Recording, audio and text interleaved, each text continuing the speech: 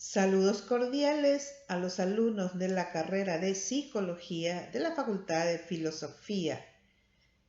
Bienvenidos a todos a la clase de Psicopatología del Niño y del Adolescente. El tema que trataremos en esta oportunidad son los trastornos esfinterianos. Como objetivo es conocer los trastornos esfinterianos denominados como la enuresis, la encopresis, la constipación psicógena y el megacolón funcional. Factores incidentes en los trastornos esfinterianos. Factores neurofisiológicos. La neurofisiología esfinteriana se caracteriza por el paso de un comportamiento reflejo automático a una conducta voluntaria y controlada. En el recién nacido, la micción o el acto de orinar y la defecación suceden a la represión. El control de los esfínteres estriados se adquiere progresivamente. El control del esfínter anal precede generalmente al del esfínter vesical. En este control intervienen múltiples componentes como la maduración local, la capacidad precoz de condicionamiento, etc. Sin embargo, es difícil discriminar cuál es la aportación de cada uno de estos elementos. Los estudios realizados sobre la motricidad vesical mediante el registro de las curvas de presión intravesical han permitido distinguir varios estadios. Según Lauret, automatismo infantil hasta 1 año, inicio de la inhibición hasta 2 años, posibilidad de inhibición completa hasta 3 años y las curvas de tipo adulto después de los 3 años. Hasta que la motricidad vesical no ha llegado a este último estadio, no es posible la instauración de un auténtico control esfinteriano, incluso cuando debido al condicionamiento precoz puede parecer que el control está adquirido. Factores del contexto cultural. Es un acto indiscutible en el aprendizaje de la limpieza. Las culturas, este aprendizaje se desenvuelve en un marco más o menos rígido, lo que implica someter al niño a presiones severas, moderadas o leves. Algunas madres siguen siendo muy exigentes en el aprendizaje. En este ambiente es posible un condicionamiento precoz, ya en el primer año, pero es también probable que dicho condicionamiento cese justo en el momento preciso en que el niño inicie un control personal. El último factor es el de la relación. Más allá de la maduración neurofisiológica y de la presión cultural, está la relación madre-hijo, la cual cuenta con un lugar privilegiado y protegido en nuestra sociedad. La adquisición de la limpieza en el transcurso del segundo y tercer año, uno de los elementos de la transacción es el dúo madre-hijo. Las materias fecales y en primer grado la orina son vehículos de fuerte carga afectiva, que puede ser positiva o negativo, pero siempre ligada al contenido del cuerpo y por ende al cuerpo mismo.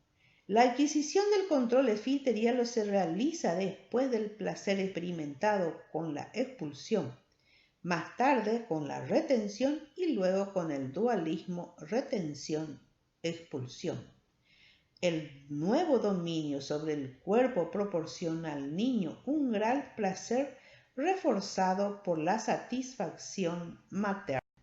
Enuresis. El término enuresis viene de la palabra griega que significa hago agua. Hace referencia a la evacuación repetida de orina durante el día o la noche en la cama o en la ropa, cuando tal evacuación no se debe a una afección médica. La incontinencia no suele diagnosticarse como enuresis antes de los 5 años de edad. La frecuencia con que debe producirse la incontinencia para que se diagnostique como tal varía en función de la edad del niño. A menudo el criterio para los niños entre 5 y 6 años de edad es que se produzcan al menos 2 episodios de este tipo por mes, y en niños mayores se requiere una frecuencia menor de incontinencia para diagnosticar enuresis. A menudo suele distinguirse entre la enuresis nocturna, que es la más habitual, mojar la cama por la noche, y la enuresis diurna. También se hace una referencia a enuresis primaria, si el niño nunca ha mostrado continencia urinaria, y secundaria, cuando el problema va precedido de un periodo de continencia urinaria. Factores etiológicos. Un factor hereditario se explica por la relación o la relativa frecuencia de enuresis en la historia familiar, sin que se haya podido probar una transmisión genética precisa. La enuresis ha sido considerada desde una perspectiva etológica el resurgir patológico de un comportamiento innato normalmente reprimido. La mecánica vesical del enurético ha sido estudiada ampliamente. La capacidad vesical y la presión intravesical no parecen diferenciarse de las del niño normal. Por otra parte, los registros citomanométricos de niños enuréticos han mostrado la existencia de unas curvas de presión, cuya dinámica es idéntica a la hallada en niños más pequeños. Dichas constataciones justifican el término de inmadurez neuromotora de la vejiga, cuya importancia y frecuencia varían según los autores. El sueño del enurético ha sido muy estudiado. Es corriente que el niño enurético tenga sueños mojados, juegos dentro del agua, inundaciones o simplemente que sueñe que orina. En lo que a la calidad del sueño se refiere, los registros poligráficos sistemáticos no han mostrado ninguna diferencia con niños no enuréticos, en lo que concierne a la profundidad del sueño. Por lo que atañe a las distintas fases del sueño, se ha observado que con frecuencia la enuresis sobreviene justo antes de la aparición de una fase del sueño. El hecho de mantener mojado al niño parece ejercer un efecto bloqueador sobre la aparición de las fases 3 y 4 del sueño profundo, que aparecen normalmente si se cambia el pañal después de la micción. En cuanto al tiempo, la micción sobreviene 1 hora u hora y media después de conciliar el sueño, sea única o repetida, 1 o 2 veces. Los factores psicológicos son los más evidentes. No hay más que ver la frecuencia con que aparece o desaparece la enuresis, coincidiendo con un episodio relevante en la vida del niño, como por ejemplo una separación familiar, un nacimiento de un hermano, el ingreso a la escuela, emociones de cualquier naturaleza, etc. Los factores psicológicos pueden incluir o influir tanto sobre el niño como sobre el medio familiar. Encopresis. La encopresis es la defecación en los pantalones por parte de un niño que ha sobrepasado ya la edad habitual en la adquisición del control esfinteriano. Los tipos son la encopresis primaria, sin fase anterior de control, y la encopresis secundaria, que es la más frecuente, después de una fase más o menos larga de control, que ocurre casi exclusivamente en forma diurna, al contrario que en la enuresis, la forma más frecuente es la encopresis secundaria diurna. El síntoma puede aparecer entre los 7 a 8 años. Su frecuencia oscila según la edad. Encopresis y enuresis pueden ser concomitantes o sucederse en periodos alternos. Aspecto de las heces, que suelen ser muy variadas. Las heces consistentes evacuadas totalmente en la ropa interior, heces mucosas blandas y abundantes que llenan la ropa interior y se filtra por los pantalones, o bien simples fugas, empapados que manchan la tela. El ritmo es asimismo variable, diario o multidiario. La encopresis, no obstante, suele ser intermitente, netamente señalada por episodios de la vida concreta del niño, como por ejemplo las vacaciones, la separación del medio familiar, la escuela, etc. Las condiciones de la defecación no son indiferentes. Algunos niños se aíslan y se concentran en una actividad que no puede diferenciarse de la habitual en un niño que va normalmente al sanitario. Otros evacúan sus heces sin cesar en sus actividades. Otros dejan que las heces se les escapen por el camino mientras corren hacia el sanitario. Cuando se les interroga, el niño alega siempre su incapacidad para controlarse, y algunas observaciones parecen no confirmarlo. Ocurre lo mismo con la conciencia o no de la defecación. Algunos niños afirman no sentir nada, otros declaran que perciben normalmente las heces, pero son incapaces de retenerlas. Algunas veces el niño parece indiferente a sus síntomas.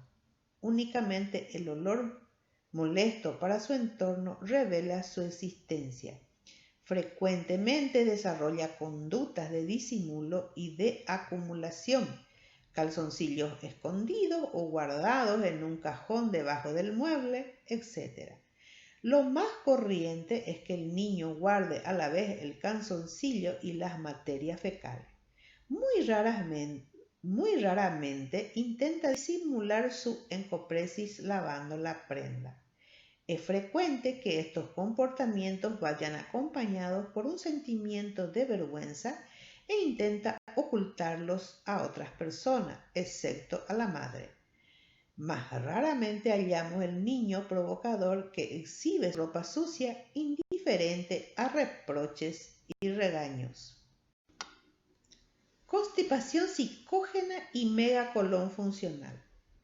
Al margen de cualquier causa orgánica, el estreñimiento o constipación es en sí mismo motivo de inquietud muy frecuente en los padres de los niños. Ello ocurre tanto más si el aprendizaje del control de esfínteres se ha llevado a cabo sobre un modelo muy conflictivo. La deposición del niño se convierte así en una especie de regalo liberador de la angustia paterna. De igual forma, su ausencia y retención en el vientre constituyen una amenaza para la integridad del cuerpo del niño. Evidentemente, el niño percibe muy pronto las sobrevaloraciones de las deposiciones mientras ejerce el control sobre sus exoneraciones, no siempre acorde con el deseo de sus padres. Puede ocurrir así que después de un aprendizaje reflejo de la defecación, siempre posible a una edad excesivamente precoz, por ejemplo, desde el primer trimestre de vida, hecho que ha podido ocurrir en algunas guarderías o con algunas madres excesivamente rígidas. Muchos estreñimientos persisten de forma aislada durante gran parte de la infancia.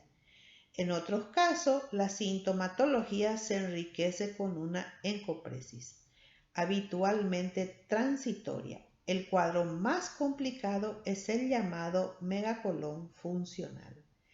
Es esencial reconocer y distinguir la constipación psicógena de los otros tipos de constipación, puesto que si las diversas maniobras exploratorias están ampliamente justificadas en el inicio de los trastornos, la repetición abusiva de esta tendrá los mismos efectos de fijación del síntoma que la actitud paterna.